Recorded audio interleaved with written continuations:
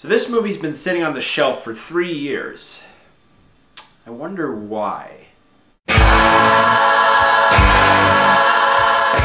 How's it going, everybody? Welcome to the Film Review, episode number 104, and today I'm bringing you guys a super early review of the new remake, Red Dawn. Red Dawn is directed by Dan Bradley, and it stars Chris Hemsworth, Josh Hutcherson, Josh Peck, Adrian Palicki, and Jeffrey Dean Morgan. The story focuses on the invasion of a particular part of America by North Korea, and a group of citizens known as the Wolverines banding together to fight back against their captors. Red Dawn is a remake of the 1984 film starring Patrick Swayze and Charlie Sheen, and it was shot back in 2009, but it was put on the shelf because MGM went bankrupt. But I think another reason why this film took so long to come out boils down to one thing: it just sucks.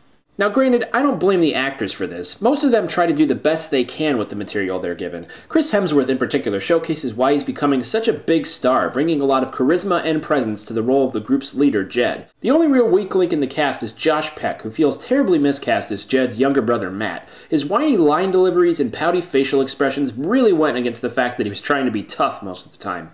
Also, the film does manage some funny moments here and there with the group's camaraderie that do work. But that's about it in terms of positives.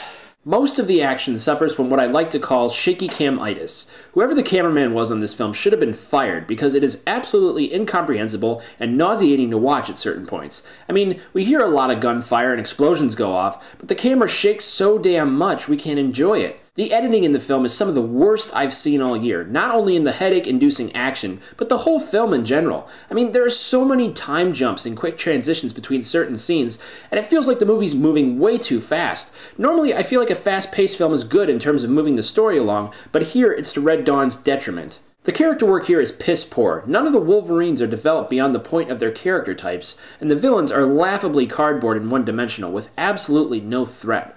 The biggest problem with Red Dawn, though, is how generic and cliched it is. There are so many moments that are supposed to be patriotic and inspiring, but they have been done to death by so many other movies. And aside from one legitimately surprising moment in the film's final act, everything here is very predictable and derivative of other classic action films. Ultimately, I'm going to give Red Dawn a C-. This is one of the most generic, mediocre action movies I've seen in a long time.